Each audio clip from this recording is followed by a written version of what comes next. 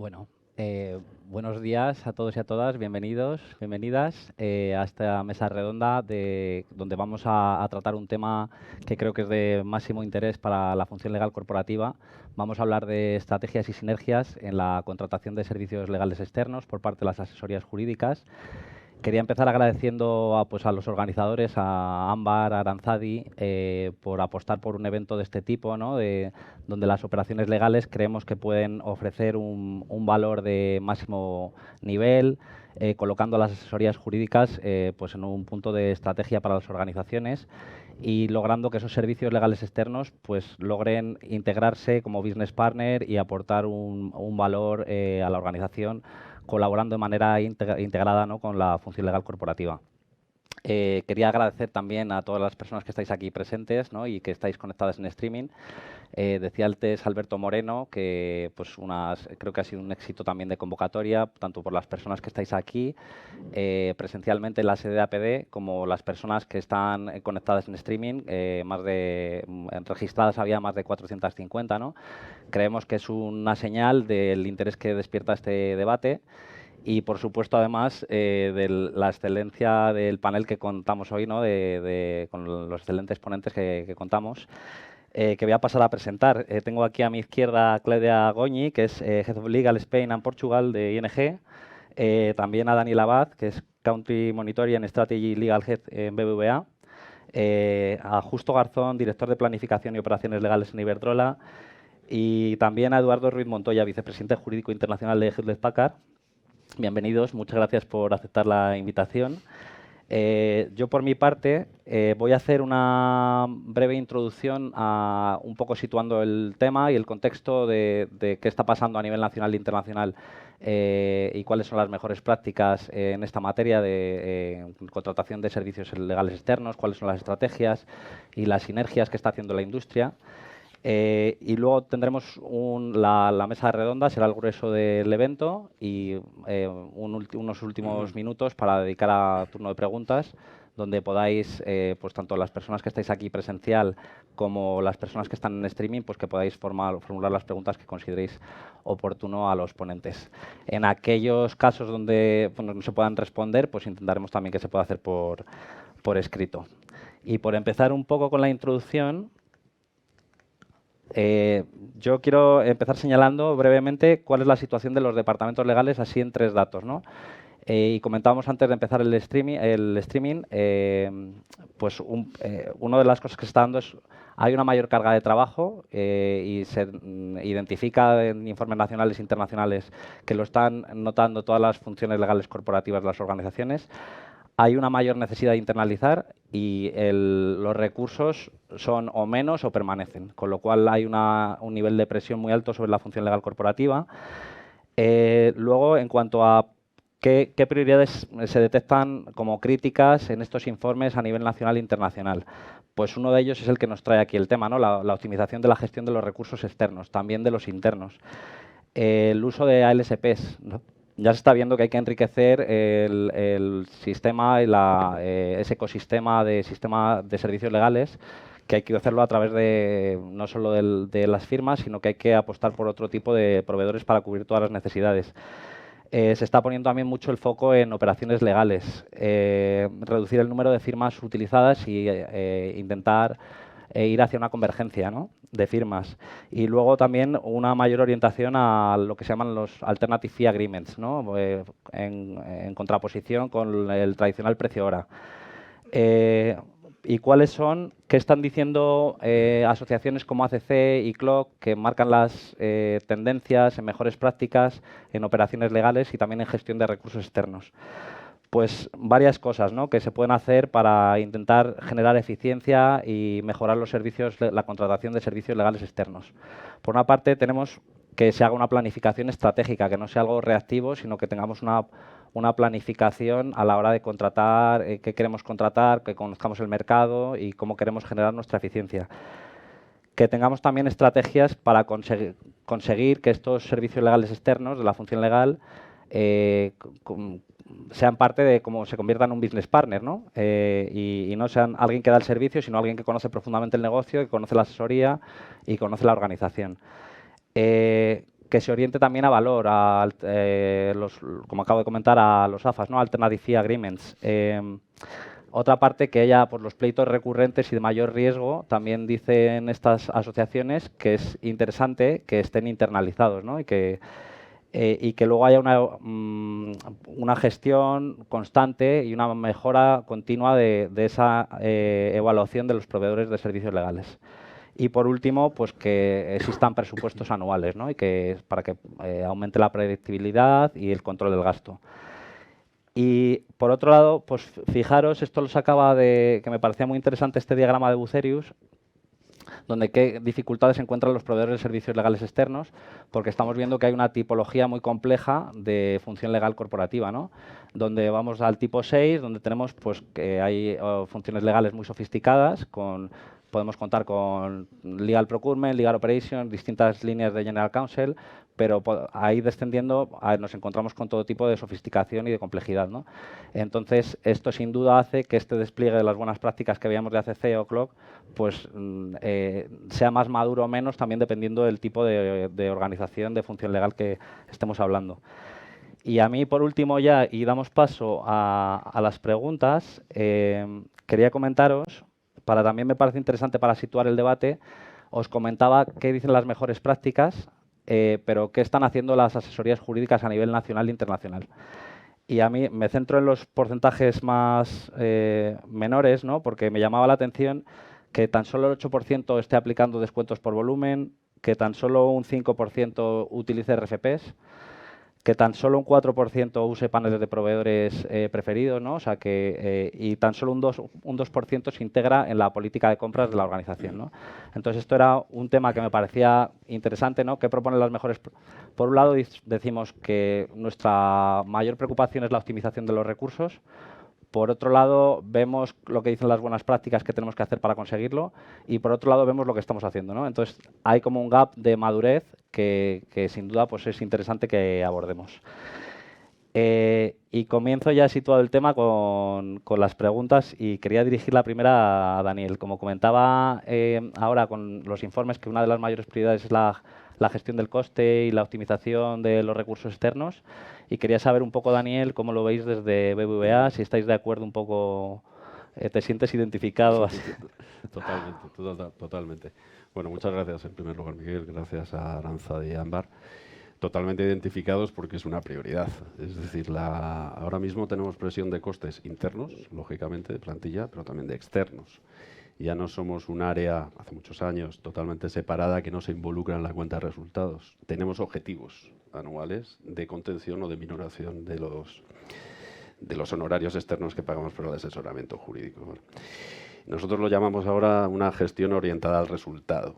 Es lo que estamos poniendo en práctica, no solo en lo que es la estrategia, por ejemplo, de lo que puedan ser procedimientos judiciales o demás, sino contribuir a la cuenta de resultados, como he dicho. Varias posibilidades y nuestra experiencia. Cuando has citado un poco las mejores prácticas y demás, nuestra principal línea de gasto, por ejemplo, es contencioso masivo. El gran volumen de reclamaciones que tenemos en estos momentos. Ahí sí nos vamos a conseguir ahorros por volumen, como señalabas antes. Es decir, que intentamos agrupar las reclamaciones, las paquetizamos en la medida de lo posible, valga la expresión, y las externalizamos a pocos proveedores, concentramos. ¿Por qué? Porque nos reduce, con eso obtenemos en primer lugar un mejor precio por procedimiento. Estamos externalizando por volumen y el despacho lógicamente tiene su margen, es muy interesante para ellos por el gran volumen de procedimientos que se externalizan. Por otro lado, reducimos el número de proveedores externos, lo que facilita la interlocución. Estamos en un momento en el cual, en mi opinión, bueno, en la opinión de los servicios jurídicos del banco, en los que no solo es precio por externalización, sino también, y es importante que lo digamos, el servicing. Nosotros llamamos servicing la interlocución que los despachos tienen, sobre todo en los masivos, directamente con nuestros sistemas. Si no, tendríamos que utilizar muchos recursos internos a la hora de volcar la información. Entonces, si hablamos de contencioso masivo, por ejemplo, tenemos precio por procedimiento, servicing. Muy importante. Todo tiene que quedar reflejado y actualizado, imaginaos los procedimientos judiciales, en el sistema del banco para obtener la información y un dato fiable. Yo creo que esa es una de las principales fuentes de ahorro. Ahorro por volumen, reducción de interlocutores e interlocutores que prestan ese servicio. La segunda que estamos acudiendo, que también ya es difícil ir a precio hora en muchos encargos, bastante difícil. Nuestro cliente interno, que es el que paga al final la factura, es difícil justificarlo, decirle, mira, esto puede ser así, podemos irnos a más. Salvo en operaciones de money o operaciones muy complejas, siempre vamos a un precio cerrado o en su caso con un cap. Es lo que ahora mismo estamos viendo más. Tercera vía que creo que nos está dando buenos resultados para determinados tipos de despachos, nos estamos incorporando a los tarifarios que el banco tiene, sobre todo con despachos que tienen prácticas diversas, llámese fiscal, laboral, mercantil, civil, procedimientos judiciales, etcétera. Ahí se tiende a fijar tarifarios con ellos. Entonces nos incorporamos a esos tarifarios para tareas cuando se requieren, sobre todo, por ejemplo, un secondment, que puede ser por plazo determinado. Ahí ya lo tenemos, entonces nos incorporamos y obtenemos un menor precio. Y finalmente, lo que estamos también, aunque nos cuesta más, la verdad, es, bueno, nuestra presencia internacional implica que muchos de los bancos, no solo España, sino del exterior, tienen relación con despachos grandes, sobre todo norteamericanos o de otras nacionalidades, en materia de mercado de valores, no solo lo que es la cotización de los bancos, o en su caso las emisiones, sino también un poco la actividad, sobre todo en corporate y demás. Ahí lo importante es llegar a un acuerdo con los despachos para tener tarifas comunes a todos los bancos. Porque si no, lo que nos hemos encontrado en el pasado es una disparidad de precios muy importante. Y es algo además que negocio, no solo negocio, sino las holding no lo entienden. Es decir, esto no puede ser, no se puede cobrar X por hora al banco aquí en España, por ejemplo, y que tengamos una tarifa totalmente distinta para otros bancos. No es fácil, pero bueno, con grandes despachos lo estamos intentando. Y esas son las principales vías. Nuestro modelo es muy fuertemente internalizado, pero lógicamente tenemos que externalizar y es conveniente además externalizar porque enriquece el asesoramiento y bueno, pues no solo la formación, sino la formación de la opinión y del criterio jurídico. Y esas son las vías que tenemos. La principal, masivo, externalización por volumen, reducción del número de proveedores y servicing. Ya no estamos hablando solo del asesoramiento, te lo doy, te lo pongo encima de la mesa. No, estamos hablando de una interlocución directa entre los sistemas del banco y el proveedor. Eliminamos la carga de trabajo interna porque ahí también tenemos mucha presión en los costes. Yo te diría que eso para nosotros, o sea, totalmente de acuerdo y eso es lo que estamos poniendo en práctica ahora. En esta decisión de comentabas que estaba fuertemente internalizada los servicios jurídicos, ¿nace esa estrategia de una comparación del gasto interno frente al gasto externo? No, bueno, responde a otros. Es una trayectoria que yo creo que nosotros tenemos. No nos hemos puesto todavía en valor asignándonos un precio hora interno para decirle al cliente interno, mira lo que ahorras, porque si no, un despacho te cobraría tanto. Todavía no estamos ahí. El modelo del grupo siempre ha sido así, no solo en España, sino también en las geografías. Y veremos cómo va. Las actividades de control cada vez son más relevantes. Y quizás vamos a tener que ir migrando en algunos momentos a volcarnos un poco más en el control de lo que externalizamos y migrando un poco lo que es la actividad. Pero no es una actividad, no es una orientación consciente que digamos, no, es que somos más baratos, que lo somos, que los despachos externos. Pero bueno, ahora también hay muchas modalidades y el mercado va avanzando. Yo creo que la internalización, externalización, decías que hay una tendencia a la internalización, ¿no?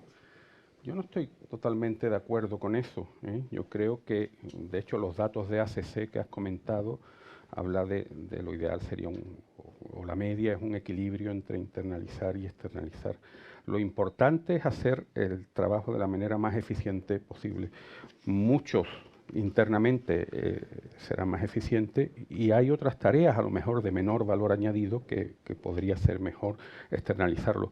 Lo importante, lo que nos preocupamos, nosotros al menos, es que que el abogado haga de abogado, que cada uno haga la tarea para la que está preparado. Se pueden dar muchos casos, muchas asesorías jurídicas de abogados haciendo tareas muy administrativas, ¿no? Eso es lo que hay que evitar.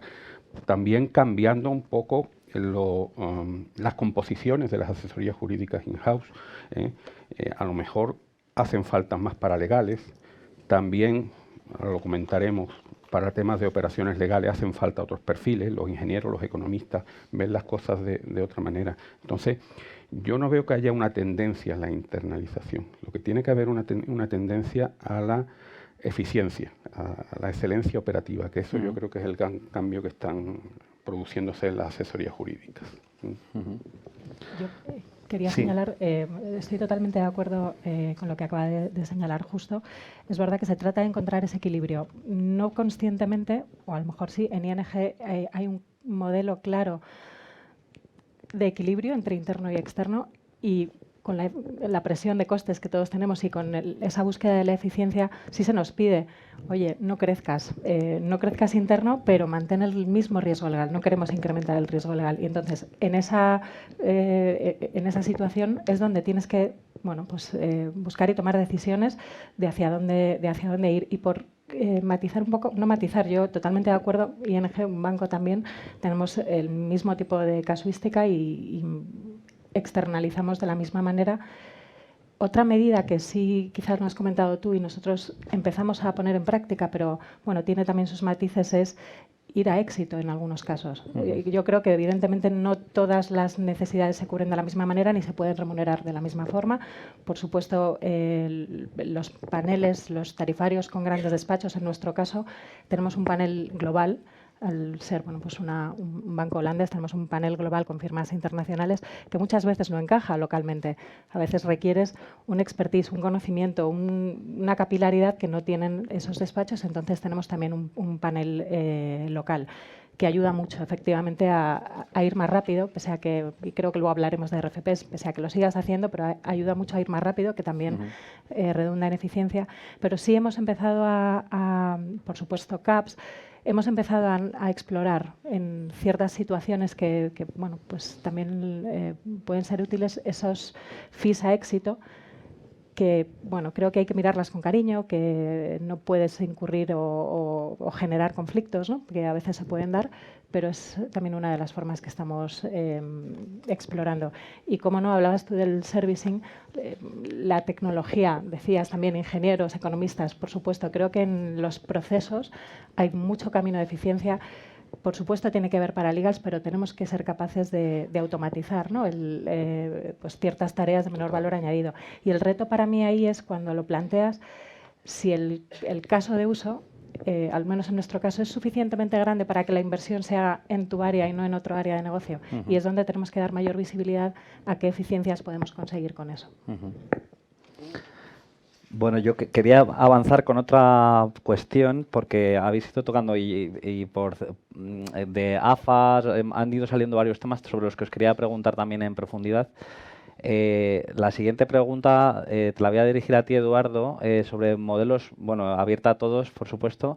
Estaba comentando un poco cuáles son las mejores prácticas en materia de operaciones legales, y repasábamos un poco pues cuáles se sitúan como las principales. Y quería saber un poco, en tu experiencia, cuáles si estáis utilizando, que me imagino que sí, cuáles son y qué experiencia estáis teniendo con ellas. Muy bien, la verdad es que se han suscitado de tantos temas interesantes que no sé si contestar tu pregunta o no.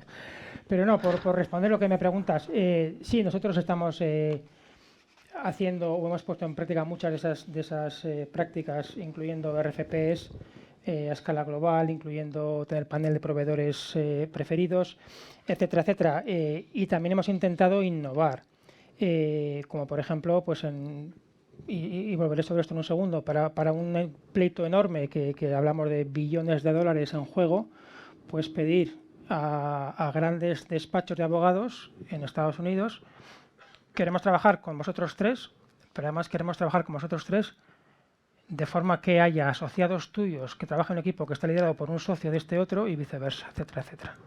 Y eso había despachos que decían, me estás contando? Esto es imposible. ¿Cómo voy a ser responsable yo de lo que haga un asociado que no me pertenece? ¿O cómo voy a poner a un asociado mío que esté, digamos, recibiendo órdenes o siendo supervisado por un socio de un despacho diferente? Y hubo algunos que dijeron, no, a eso no jugamos, y hubo otros que quisieron jugar y fue tremendamente exitoso, y los que quisieron jugar siguen con nosotros 5 años después y con mucha satisfacción, ¿no? Pero yo creo que, y esto además creo que también responde un poco a lo que ya se ha empezado a debatir aquí, yo no sé si hemos visto más internalización o externalización. Lo que yo sí que creo que se ve clarísimamente es una mayor sofisticación de las asesorías jurídicas internas. Y esto tiene muchas ramificaciones. Y esto empieza, en mi opinión, por la sofisticación del talento. Cuando tú tienes en las asesorías jurídicas profesionales tremendamente competentes, que proceden de grandes despachos o que han elegido la carrera in-house no como plan B porque quiero trabajar menos, tener más conciliación, estar el fin de semana libre, sino porque ven los beneficios y les interesa ese tipo de dedicación profesional, tienes la posibilidad de hacer las cosas diferentes. Todos tenemos la presión de costes, todos tenemos la presión de hay que hacer más con menos, y yo llevo oyendo, y supongo que todo el mundo en esta sala y los que nos estén escuchando en streaming, oyendo lo de hay que hacer más con menos desde que empecé en la carrera profesional, y llevo ya 26 años como asesor jurídico, pero la posibilidad ahora es la tecnología y el trabajar con los externos de forma diferente. Nosotros sí que hemos apostado por una mayor internalización, como comentaba Daniel. De hecho, hace unos años de nuestro presupuesto global el 55% eran externos, el 45% eran gastos internos.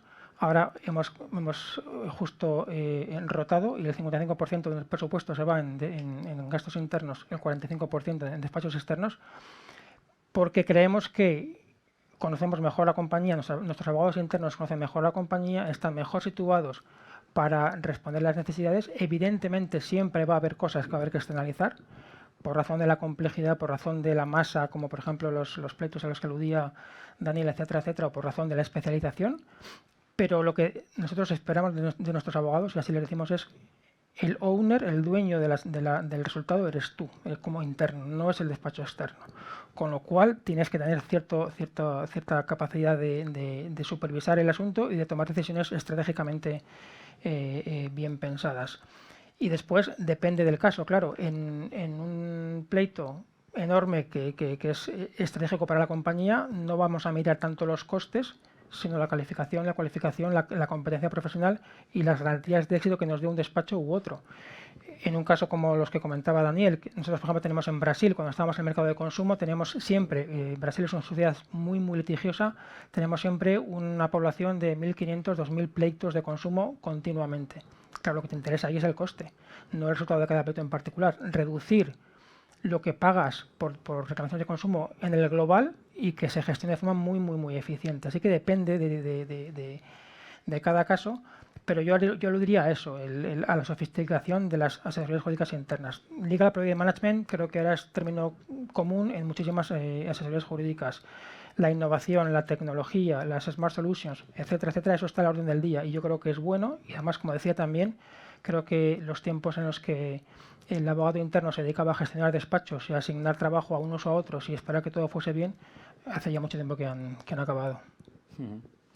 Y en esta rotación de invertirse los porcentajes entre compras externas e internas que estabas aludiendo, te devuelvo un poco la pregunta que le hacía también a Daniel, si eso fue fruto también de una apuesta deliberada, ¿no?, por internalizar. Creo que comentabas por el mayor conocimiento, es el factor que estabas poniendo. Sí, fue una apuesta, fue uno de nuestros pilares estratégicos, le llamábamos el Inside Game.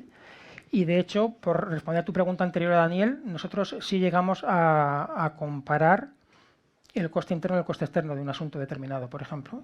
Lo que no es tan sencillo, porque lo que tuvimos que hacer, lo que hicimos, no por ese motivo, sino por otros, fue pedir a nuestros abogados internos que llevaran gestión del tiempo, que hicieran time tracking.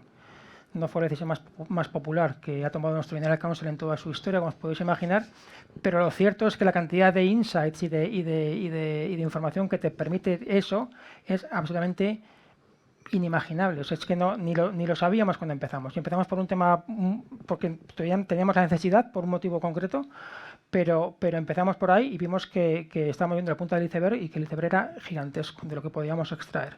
Así que fuimos por ese camino y llegamos a saber, podíamos saber exactamente en función de quién estaba trabajando, cuál era su effective hourly rate, etcétera, etcétera, cuánto costaba hacer cualquier proyecto. Podíamos calcular con despachos externos esto es lo que nos supone hacerlo internamente, esto es lo que nos supone hacerlo externamente. Hacíamos también catas a ciegas sobre la calidad del, por ejemplo, un patent filing. Patent filing interno, patent filing externo. Cogíamos un tercero que nos asesorase la calidad del patent filing interno y externo, sin ver cuál era cuál, a ver cuál era mejor, etcétera, etcétera. Con los pleitos igual.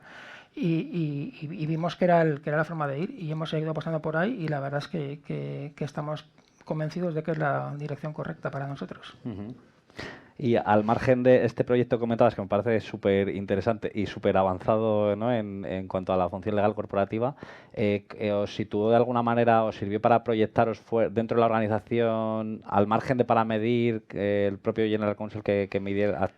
Bueno, te da credibilidad, pero sobre todo te da credibilidad, yo creo, el gestionar la asesoría jurídica como un negocio. El ser predecible en costes, el no llegar a final de trimestre y decirle al Chief Financial Officer, oye, lo siento mucho, vamos a gastarnos 3 millones más de lo que pensábamos, o 2 millones menos, porque si gastas menos, resulta que también ese dinero, por lo menos en nuestro caso, se pierde, o sea, no lo podemos usar el trimestre siguiente, ¿no? Con lo cual, nuestro Chief Legal Officer hace ya bastantes años pidió, y de hecho ahí empezó todo nuestro camino hacia la tecnología y hacia la innovación. Nos dijo, mi objetivo es que cada trimestre, bueno, mi objetivo no, mi exigencia es que cada trimestre todo el mundo acabe entre un 98% y un 100% del presupuesto. Y eso era cuando lo dijo, la gente decía, bueno, esto es imposible, ¿cómo no podemos prever cómo va a ser un pleito, cuánto vamos a gastar, etcétera, etcétera? Bueno, pues al final, cuando te ponen el reto, empiezas a buscar soluciones. Una de las cosas que pedimos a nuestros despachos externos es que cada mes nos digan el día 20 de cada mes cuánto van a gastar en el pleito que están llevando, en el asunto que están llevando, cuánto van a gastar los siguientes 3 meses, y esto cada mes, de forma rolling, no sé cómo decirlo, de forma continua. Y el día 5 del mes siguiente tienen que hacer la conciliación. Oye, esto te dijimos que vamos a gastar, esto es lo que te vamos a facturar. Y si hay una desviación de más del 5%, nos tienen que explicar por qué se ha producido esa desviación. Con lo cual empiezas a generar una disciplina financiera que no tenías antes. Eso te da credibilidad por responder a tu pregunta y evidentemente el tener el poder decir a cualquier cliente interno tuyo o a tus financieros o a tu CEO, esto estamos gastando en este asunto, esto es lo que hacemos, te puedo explicar cuándo lo hacemos, cómo lo hacemos, quién lo hace, a qué coste, evidentemente multiplica la credibilidad interna como nunca la habíamos tenido. Pues creo que es súper interesante toda la respuesta, creo que daría para ahondar en muchas de las iniciativas que habéis liderado pues mucho tiempo, muy interesante. Me ha gustado mucho la parte esta también de innovación, ¿no? De proponer las firmas, que creo que ya también es una tendencia que comentábamos también antes, que la función legal corporativa pues va marcando también un poco el diseño de los que está pasando en los servicios legales externos, ¿no? O sea, un poco condicionar cómo tienen que prestar el servicio. Este caso concreto que nos contabas, ¿no? En proponer a firmas que trabajen de manera conjunta en un pleito grande, ¿no? Os quería hacer otra pregunta, te la voy a dirigir a ti justo, sobre, en cuanto a, os hablaba también de Alternative Fee Agreements, y bueno, un poco cómo se está orientando la contratación de servicios legales externos, pues ya salir, contaba también Daniel que ya el precio hora no se puede justificar prácticamente internamente, ¿no? Entonces, ¿qué experiencia tenéis desde Iberdrola en este sentido? Y ¿cómo ves que es la reacción, si siempre tiene buena acogida externamente, y qué dificultades os encontráis en ese sentido? Sí. Evidentemente yo creo que la forma de contratación de asesores externos está cambiando, ¿no? Porque lo que está cambiando, y así enlazo con lo que comentaba Eduardo, yo creo que lo que está cambiando es la función legal dentro de las empresas, ¿no? La asesoría jurídica está ganando credibilidad y prestigio, sobre todo porque hay un cambio de concepto. Pasamos de ser un centro de coste a ser un business partner. Estamos aportando valor. Ya el modo de trabajar es diferente, ya el abogado no es simplemente reactivo, tiene que ser proactivo se involucra en los proyectos desde el inicio, trabaja, como también apuntaba Eduardo, como Legal Project Management, y para el negocio ya no es una carga, ya no es un stopper, no puede serlo, sino que participa de sus propios objetivos. De hecho, en Iberdrola ya no hay unos objetivos específicos de servicios jurídicos, sino que compartimos los objetivos con el negocio. La aportación de valor es mayor y es fundamental. Y ese valor viene también por una gestión, digamos, empresarial de la propia asesoría jurídica. Yo creo que la cuenta de resultados de una asesoría jurídica in-house ya no es ganar tantos asuntos, evitar tanto coste a la compañía, evitar multas, asesorar sobre un contrato. Yo creo que la cuenta de resultados es hacer más con menos. Y ya no se busca solo una excelencia técnico-jurídica, que eso hay que tenerla, sino que a eso hay que añadir la excelencia operacional. Todo esto influye en la forma de contratación, que además tiene que aprovechar otras ventajas, como es la competencia que hay hoy entre despachos externos, entre las grandes firmas internacionales. Todos quieren trabajar con los grandes clientes, por ejemplo, con los que están aquí representados, y eso hay que ponerlo en valor también. Eso nos hace que podamos conseguir eficiencias económicas en las contrataciones. Yo creo que la contratación por horas hoy en día está prácticamente en desuso. Comentaba Daniel que en asuntos muy complejos de M&A también solían utilizarla. Hombre, puedes utilizarla, pero al menos hay que pedir una estimación, ¿no? Hay que llevar un control, como lo decía Eduardo. Yo creo que son técnicas que todos aplicamos, pero no es lo fundamental la facturación por hora. Hay que ir a los CAP, hay que ir a las igualas, hay que ir al fee de éxito cuando sea interesante el fee de éxito. Para nosotros en una contingencia pasiva, un fee de éxito no le vemos tanto sentido como en una contingencia activa donde vayamos a recuperar una cantidad. Pero hay países, por ejemplo en Brasil, que está muy desarrollado el tema del fee de éxito, incluso en asuntos donde simplemente hay un coste evitado, no hay una ganancia patrimonial, digamos. ¿Y qué queremos con esto? Pues queremos tener predictibilidad y certeza en los costes que vamos a tener, porque nos lo exigen así, porque así tenemos que gestionar nuestra asesoría jurídica, nuestra cuenta de pérdidas y ganancias. Entonces, nosotros lo que estamos aplicando son sobre todo lo que llamamos procesos competitivos o mini tenders para asignar cada asunto. Antes a lo mejor uno tiraba del abogado que conocía o lo que era más fácil o la rutina donde le llegaba, la comodidad.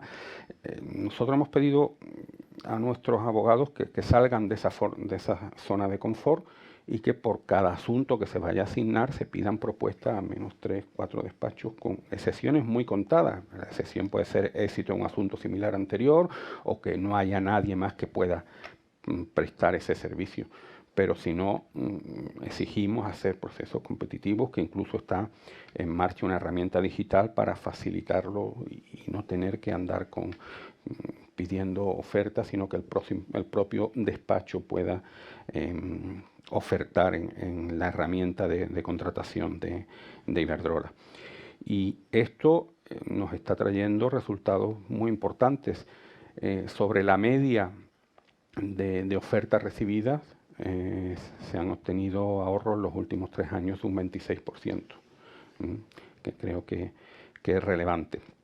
Esto lo completamos con, que también me voy, algo que comentaste al principio, con lo que tampoco estaba excesivamente de acuerdo, que es bueno reducir el número de bufetes con los que trabajar o de despacho.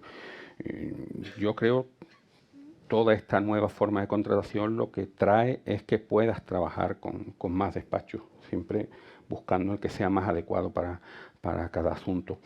Con todo, también estamos haciendo acuerdos marcos con los despachos que más trabajan de referencia, que ofrecen unas tarifas preferentes, que ofrecen esos descuentos por volumen y que ofrecen incluso actividades de formación y actualización jurídica para los abogados in-house, que también suponen un ahorro de costes importante, con los que también se han conseguido una reducción de tarifas de casi el 15% sobre la estándar de los despachos, ¿no? En definitiva, la forma de contratación está cambiando. Ahora hay que ir a diferentes fórmulas para adecuarlas al asunto concreto en busca de esa eficiencia, que es lo que se está exigiendo ahora por las compañías. No solo eficiencia jurídica, sino eficiencia operacional. Una pregunta sobre todo lo que estabas diciendo justo, en cuanto a seguimiento y control del desempeño de las firmas, y os la lanzo también, os la hago extensible a todos. ¿Trabajáis ahí de alguna manera evaluando el desempeño del proveedor de una manera que exista como un proceso de mejora continua, ¿no? En cuanto como que exista una manera de medir cómo está siendo ese trabajo? Sí, hay que medir, tenemos que medirnos continuamente a través de KPIs para ver las tendencias y de datos que explotamos de facturación. Hoy en día el General Counsel de Iberdrola tiene en su teléfono la facturación de cada despacho al instante, y puede hacer un seguimiento, cuánto ha facturado los últimos 3 años, cómo va en el año. Todo eso lo vamos viendo también para que haya un equilibrio en la facturación y podamos tener una gestión más eficaz del costo. Nosotros en ese área, si quieres, por añadir, también lo hacemos, también miramos la satisfacción con los despachos y, de hecho, completamos un scorecard cada trimestre con el despacho, tanto con aspectos, digamos, cualitativos de satisfacción con el servicio, que lo hace efectivamente el abogado más senior que trabaje con ese despacho, como con aspectos cuantitativos o si queréis, operacionales, que lo hace más nuestro equipo de Legal Operations. Es decir, cuántas veces con qué puntualidad nos factura, cómo de fiables son sus presupuestos, sus avances de presupuesto, cuántas sorpresas tenemos a final de trimestre, etcétera, etcétera. Entonces, en función de eso, hacemos una evaluación y cuando hacemos el proceso de RFP, normalmente cada 3 años, lo tenemos en cuenta, incluso lo discutimos con los despachos. Oye, mira, este es tu tracking, tu track record, estos son los aspectos que están fantásticamente bien y estos son los aspectos que o cambian o quizás tenemos que hablar con otro despacho, o etcétera, etcétera, ¿no?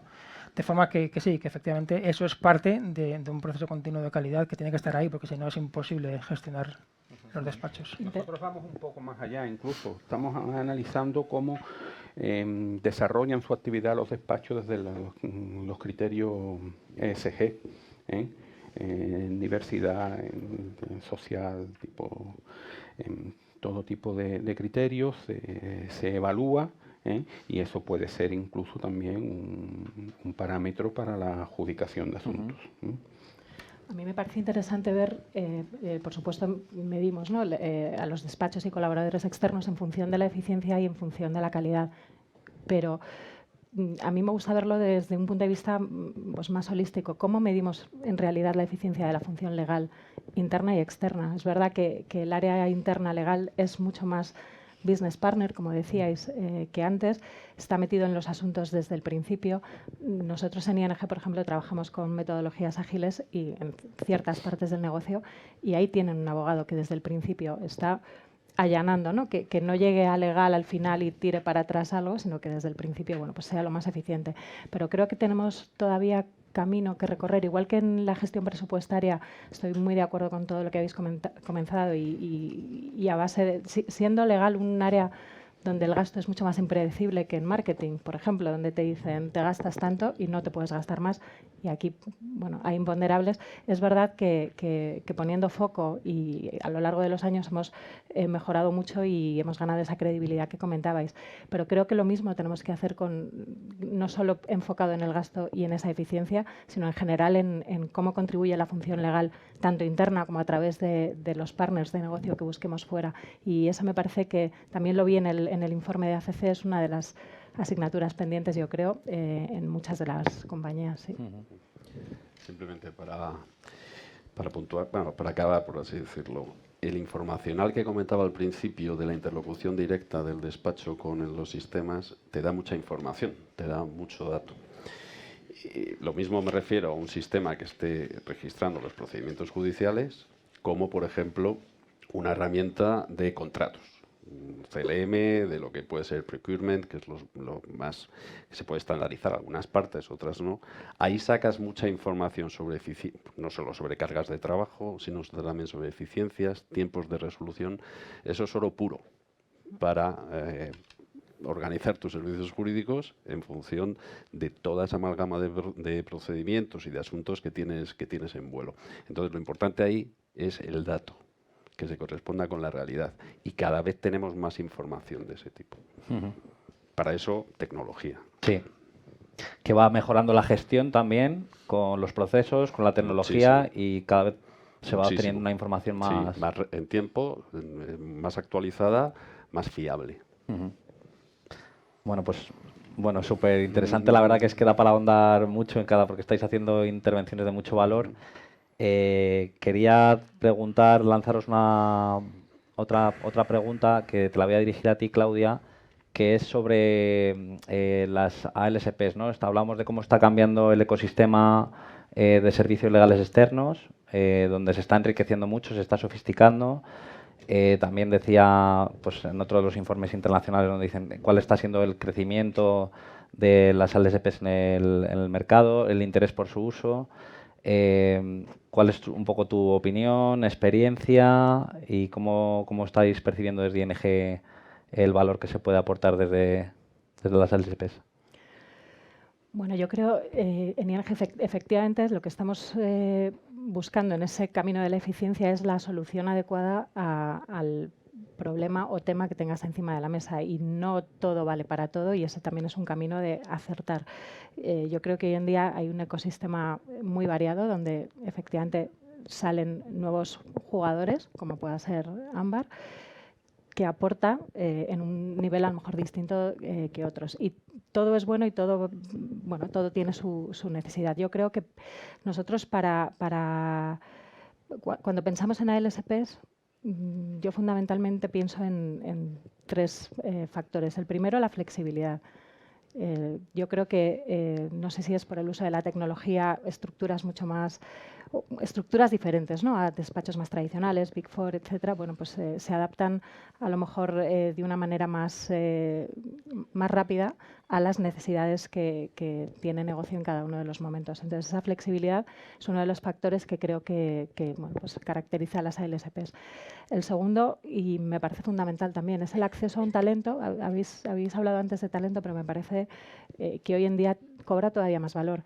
Acceso a un talento deslocalizado que a lo mejor antes no estaba tan de la mano. Creo que el paradigma de cómo trabajamos ha cambiado en las empresas, ha cambiado en las asesorías jurídicas y en todo el mundo, y acceder a ese talento que tiene experiencias a lo mejor diferentes, pues más ricas, pues también es accesible para las empresas. Ese sería para mí un factor también muy importante a tener en cuenta.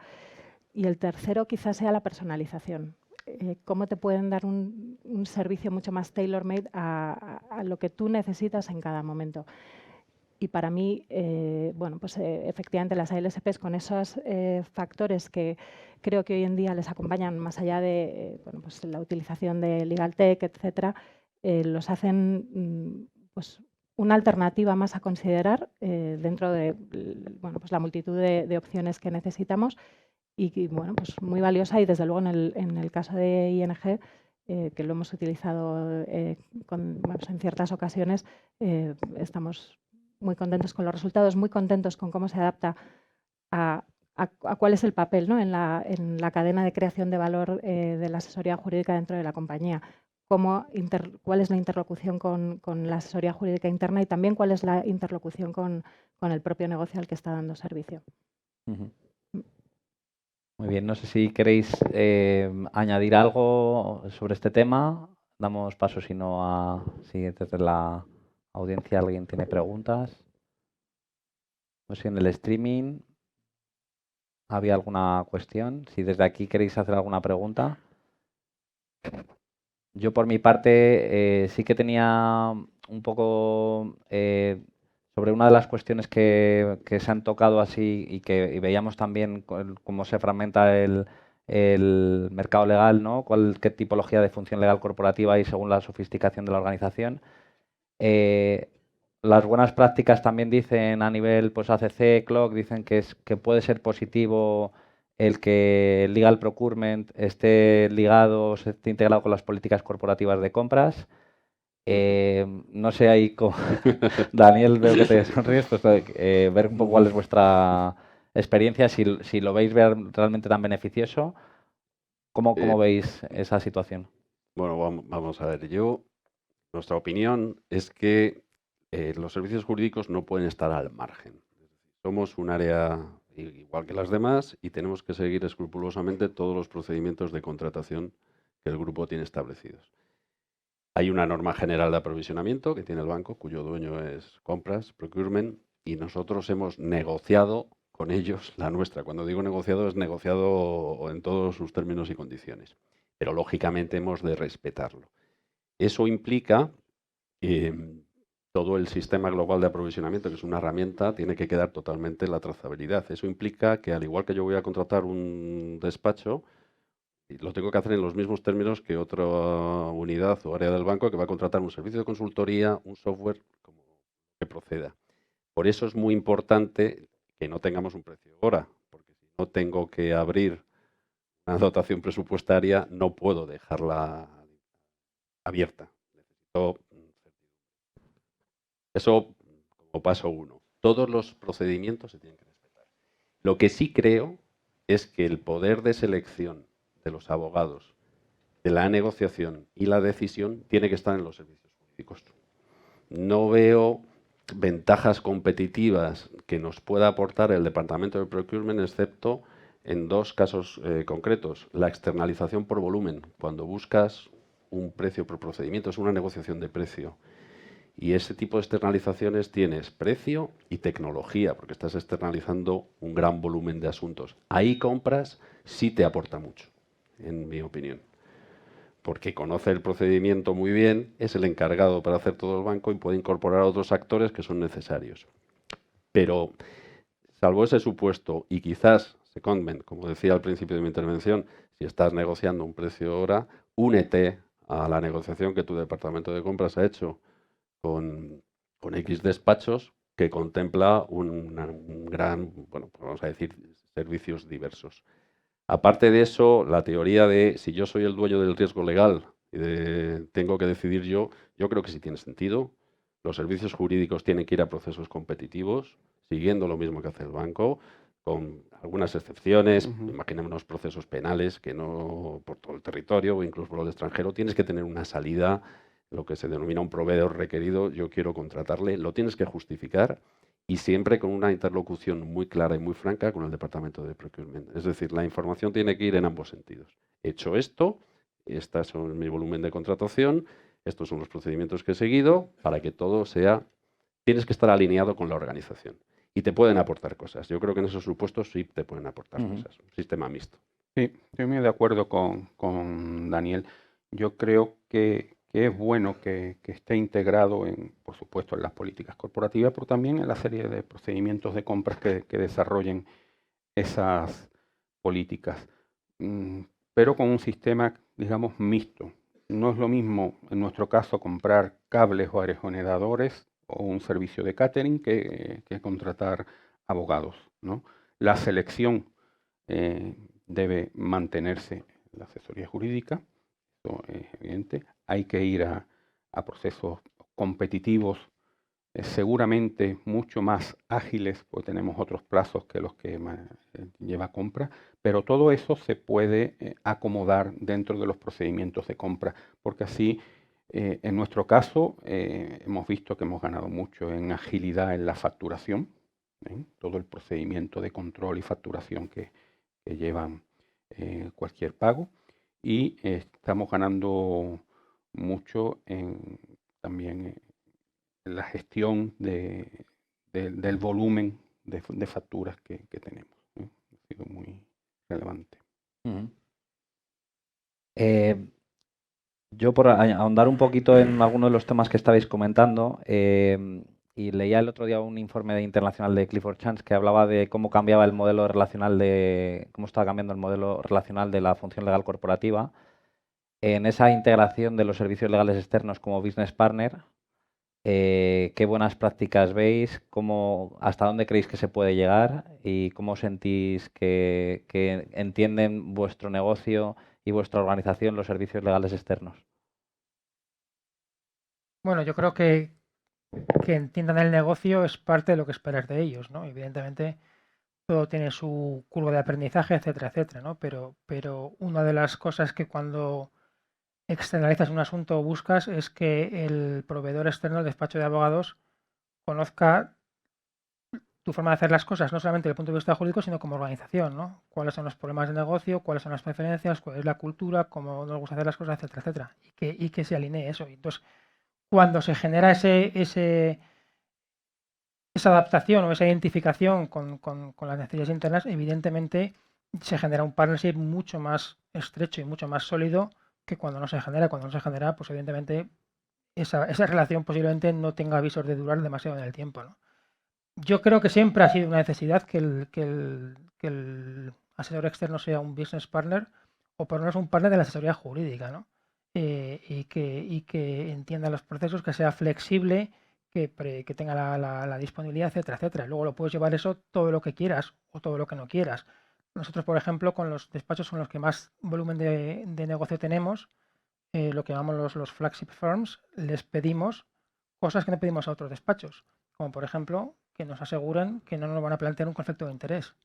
Es decir, que sea un conflicto de interés que tenga que ligan a su otro cliente, lo sentimos mucho, pero nuestra preferencia es el Back Enterprise, o que, por ejemplo, para asuntos de determinada relevancia, podamos ser nosotros los que digamos, no quiero trabajar con este socio, con este asociado, con este asociado.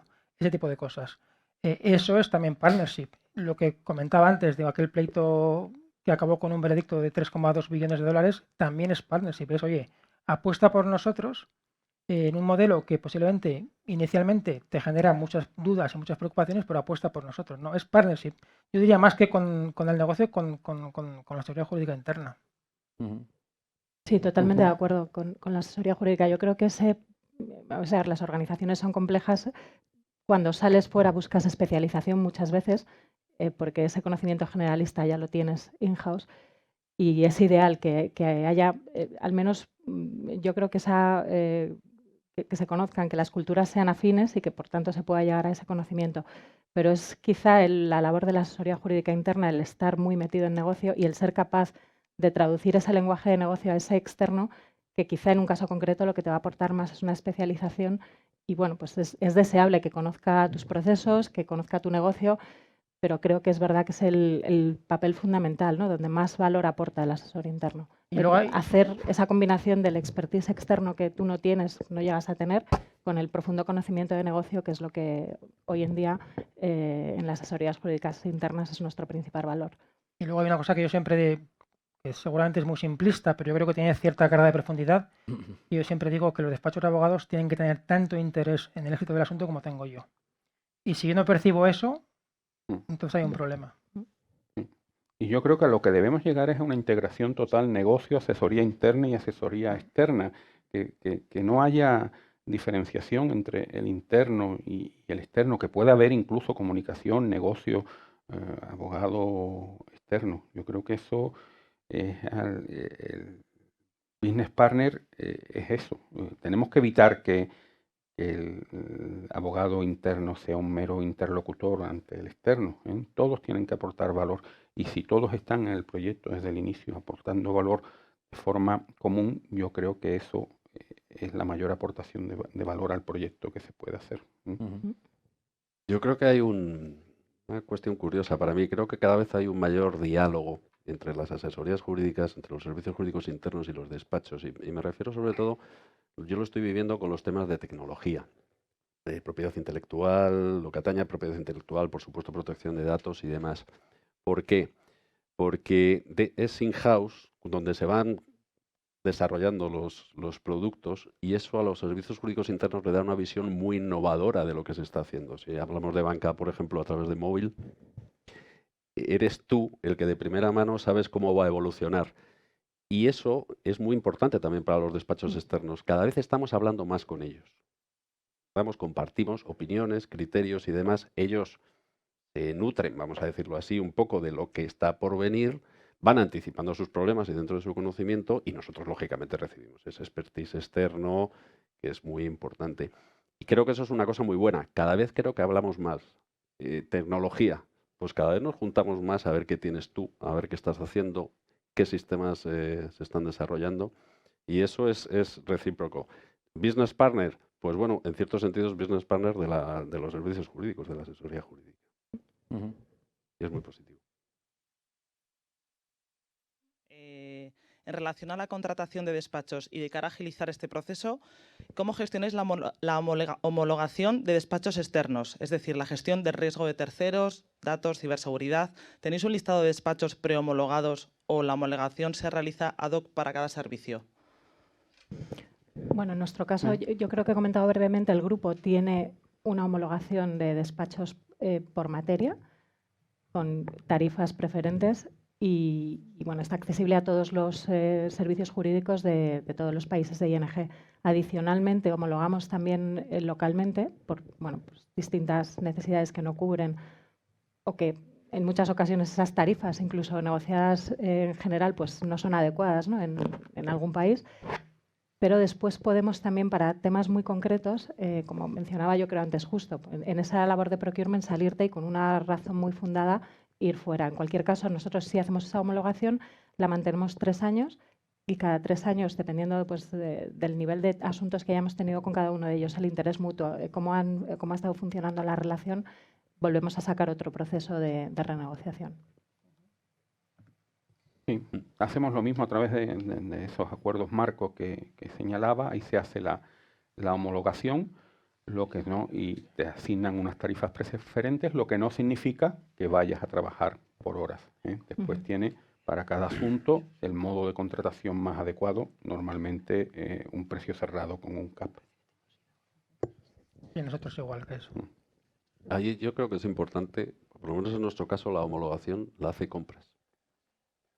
Va en línea con lo que decía al principio. No somos tan diferentes, es decir, nos tenemos que alinear. Entonces, ellos hacen la homologación, nosotros sí tenemos una lista de despacho donde hay altas y bajas, en función de la experiencia, si ha habido algún conflicto de interés o algo. Pero la homologación general del proveedor, ahí seguimos lo que dispone Compras para todo el grupo. Vale, otra pregunta para los ponentes. Dicen, ¿consideran que todos los asuntos deben ser tramitados mediante procesos competitivos? Lo comento porque hay algunos asuntos, como por ejemplo los que tengan que ver con el derecho de la competencia, en los que una vez que se cuenta con un despacho concreto ya es más complicado buscar otros despachos externos, por lo que los conflictos de intereses que puedan tener se han asesorado a empresas competidoras con las que su cliente ha mantenido conflictos concretos. En general me gustaría saber cómo afrontan la exigencia de ausencia de conflicto de intereses en la contratación de abogados externos, sobre todo cuando han estado asesorando a competidores o a contrarios. Yo creo que hay 2 preguntas diferentes ahí, ¿no? A la primera, si siempre seguimos un proceso competitivo, la respuesta es no. Y en parte por las razones que apuntaba la persona que ha hecho la pregunta, ¿no? Porque, por ejemplo, no en temas de derecho de competencia, pero en temas laborales, el conocer el histórico de la casa, el histórico de la empresa, te da un valor añadido a la hora de saber cuáles son los precedentes, porque de dónde vienen las cierto problema o cierto asunto, etcétera, etcétera, que para nosotros es importante. Y mientras la satisfacción con el despacho que nos lleva a los temas laborales continúe estando ahí, pues no vemos la razón para abrirlo a nuevos jugadores, ¿no? En cuanto a cómo gestionar conflicto de interés, pues hombre, es una de las grandes preguntas para despachos externos y para asesorías jurídicas internas, ¿no? Nosotros la verdad es que no hemos tenido demasiados casos de conflicto de interés irresoluble, en alguna ocasión lo hemos tenido, y en ocasiones, pues en la inmensa mayoría de las ocasiones, pues se resuelve utilizando el sentido común, ¿no? Y hay ocasiones en que entiendes que el despacho externo no puede coger tu asunto y otras ocasiones en que no lo entiendes o que debes soltar un asunto con un tercero que tienen conocimiento por el conocimiento previo que tienen de ti. En alguna ocasión nosotros hemos tenido experiencias negativas con algún despacho, que evidentemente no voy a mencionar, porque no quiso soltar el asunto que para nosotros era un claro conflicto de interés y evidentemente pues la relación se resiente y el negocio futuro también se resiente, lógicamente. Una última pregunta, que yo creo que estamos justo ahí en el último minuto. ¿Cuál es el criterio, si lo contemplan, de contratación de pequeños despachos?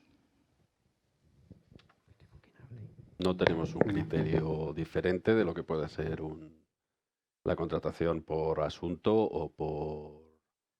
A ver, evidentemente los despachos pequeños, ahora mismo estamos en una situación en la cual es más difícil que atiendan necesidades de sistemas, el servicing y demás, no tienen esa infraestructura. Los despachos pequeños, por su definición, los contratamos en función por el territorio, cuando están dispersos.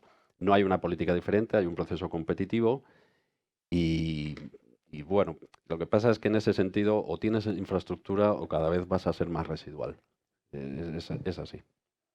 Yo creo que para temas muy, muy específicos, también despachos más pequeños en el que a lo mejor algún socio que has conocido en otro despacho, pero efectivamente el proceso es el mismo, pero quizás estás buscando algo, hay mucho también ahora, ¿no? Despacho boutique que está muy especializado en algo muy concreto y ahí sí que juegan un rol importante. Sí, muchas veces vas buscando el abogado más que el gran despacho. A lo mejor para una gran operación que necesitas mucho músculo, necesitas un gran despacho, pero hay temas muy concretos que buscan la especialización. Yo creo que siempre hay un asunto para cualquier despacho. Las grandes empresas no trabajan solo con grandes despachos.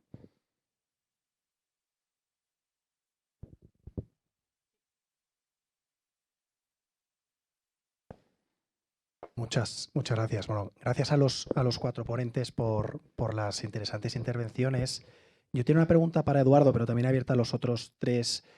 Has tocado en un momento de la sesión un tema muy interesante y es cuando mencionabas que habías contratado a varios despachos con un esquema en donde pues, un grupo de asociados podían estar trabajando bajo las instrucciones de otro despacho. Y es uno de los temas que ahora mismo están más en boga en todo el mundo de la transformación de la función jurídica, que es lo que llaman la desagregación horizontal, ¿no? Es decir, descomponer un proyecto en tantas partes como proveedores tengan la capacidad para prestar el servicio idóneo, ¿no? Desde un due diligence a un M&A, un litigio y poder descomponer en firmas distintas, ¿no? No sé si es exactamente ese caso, pero me encantaría conocerlo y saber si tenéis el resto de pues experiencias de este tipo, ¿no? En donde puedes descomponer un asunto, como los ejemplos que estaba mencionando, encontrando el proveedor idóneo para prestar el vertical adecuado dentro de cada proyecto, ¿no? Y creo que es un tema que ahora mismo se habla mucho. Es muy teórico y luego ejecutarlo pues tiene sus retos que seguro que habéis experimentado, pero saber si habéis vivido eso y qué retos o qué soluciones habéis encontrado me encantaría saberlo. Y luego quería hacer una pregunta también luego a Justo, y es que tú has hablado justo de temas muy interesantes, el cambio de la función jurídica, la evolución del abogado desde ser un centro de costes a un centro de generación de valor, ¿no? Y de la función del business partner, ¿no? Y eso, la verdad es que es muy interesante. Incluso has mencionado que en Iberdrola tenéis objetivos similares a negocio. Lo que pasa es que eso también tiene sus retos, ¿no? Pues la función jurídica interna tiene una función de control de legalidad también, de objetiva valoración del riesgo dentro de lo que es negocio, que muchas veces, a veces hay una cierta contraposición o antagonismo, ¿no? No tiene por qué ser así, pero puede pasar, ¿no? Que el negocio quiere hacer el proyecto y tiene riesgos, o hay un litigio que negocio no lo ve relevante y igual pues jurídico sí, ¿no? Y pongo 2 ejemplos igual burdos, pero que creo que son claros. Y bueno, me encantaría de todas formas escuchar la opinión de los demás, espero no haber alargado mucho. Por responder a tu primera pregunta, Manuel, en nuestro caso fue un pleito, una disputa comercial, o sea que fue un pleito masivo. Bueno, es público, espero que no haya nadie de Oracle en el auditorio, pero fue una disputa con Oracle que acabó con un veredicto de 3,2 billones, o sea, 3.200 millones de dólares. Que cuando tienes un pleito de esa magnitud, puedes imaginar la complejidad del asunto, ¿no? Entonces, el planteamiento, no lo hice yo, lo hizo nuestro Chief Legal Officer, pero el planteamiento fue: vamos a jugar con los mejores, estén donde estén. Y vamos a montar equipos con los mejores, vengan de donde vengan. Como os decía al principio, hubo algún despacho que por razones perfectamente entendibles dijo: me siento cómodo, mi responsabilidad fiduciaria, mi responsabilidad civil, etcétera, etcétera, y no puedo responsabilizarme de lo que haga un asociado con ellos mío, etcétera, etcétera. Otros dijeron, bueno, lo entendemos, vamos a probarlo. Y la verdad es que funcionó muy bien. Funcionó muy bien, primero porque los despachos apostaron por ello, apostaron de verdad, y funcionó muy bien también porque la dirección del pleito la llevamos nosotros internamente. Y nosotros éramos los que un poco repartíamos el juego y hacíamos el quarterback, que dicen los americanos, ¿no? Y bueno, fue una experiencia muy exitosa. No creo que sea un modelo para cualquier asunto, no creo que sea un modelo para el día a día, ni muchísimo menos. Creo que es un modelo que puede funcionar para grandes asuntos, sean de litigio, sean de M&A, sean de lo que sea, pero que tengan esa complejidad y esa dimensión, que si vas con un solo despacho sabes que al final va a estar trabajando por puro volumen, va a estar trabajando en ese modelo asociados, quizás sin la experiencia o sin el know-how que te gustaría tener, ¿no? Entonces quieres asegurarte de tener lo mejor de lo mejor, sencillamente. Nosotros hemos tenido alguna experiencia, no con tanta integración, pero sí que tú a lo mejor hay una parte, no sé, fiscal, por ejemplo, que quieres, en la línea que me comentabas, busco a un abogado, busco a un socio, pues quiero que la parte fiscal la lleve este despacho, sin embargo, pues la parte regulatoria me encaja más este otro. Lo que pasa es que no se da, por supuesto, se da una integración del proyecto con dirección de la asesoría jurídica interna, pero después no hay tanta integración como tú comentas. Pero yo creo que sí es habitual, al menos para nosotros, en temas muy puntuales. Buscas el expertise de cada uno de ellos.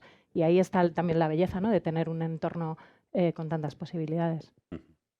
Yo respecto a la pregunta que me hacía Manuel, yo creo que el modelo Business Partner no es venderte al negocio. Yo creo que la función legal la sigue realizando igual, el control legal, la gestión del riesgo legal. Lo que tienes participando en el proyecto desde el inicio, codo a codo con el negocio, tienes más facilidad para realizar esa labor. Antes el abogado era algo externo y era más stopper, digamos. Le preguntaban, daba su opinión legal y casi ni conocía el negocio y igual muchos se venían abajo por eso. Ahora, siendo un socio más, participa en la decisión estratégica y ahora su función es la misma, pero ya no es esto no se puede hacer, esto así no se puede hacer, a lo mejor así sí se puede hacer. Pero evidentemente yo creo que mejora esa función que sigue siendo la misma, la gestión del riesgo legal, por supuesto. Ahí a mí me gustaría apuntar, yo creo que hay una... O sea, el legal siempre se ha considerado en la segunda línea de defensa y empiezo a escuchar ahora mucho debate, ¿no? Porque cuánta de la actividad que hacemos es verdaderamente segunda línea, más en la relación con compliance también. Ahora somos la primera, ¿no? Ahora somos más primera línea y ahí estoy de acuerdo. Yo también comparto objetivos incluso comerciales con mi jefe, pero luego tienes esa otra parte y lo que yo creo que aporta muchísimo valor a la hora de ser un business partner, y yo lo digo mucho, oye, a ver, nosotros no somos, como decías, el abogado del no, esto no se puede hacer, somos el abogado del cómo, o sea, cómo lo vamos a hacer. Y lo que hace es que con esa filosofía, a mí me decía el otro día una compañera y dice, no, si legal dice no, es que es no, o sea, no me lo voy a plantear, cuando a lo mejor en otras ocasiones sí encontrabas más stoppers, ¿no? Y había más lucha.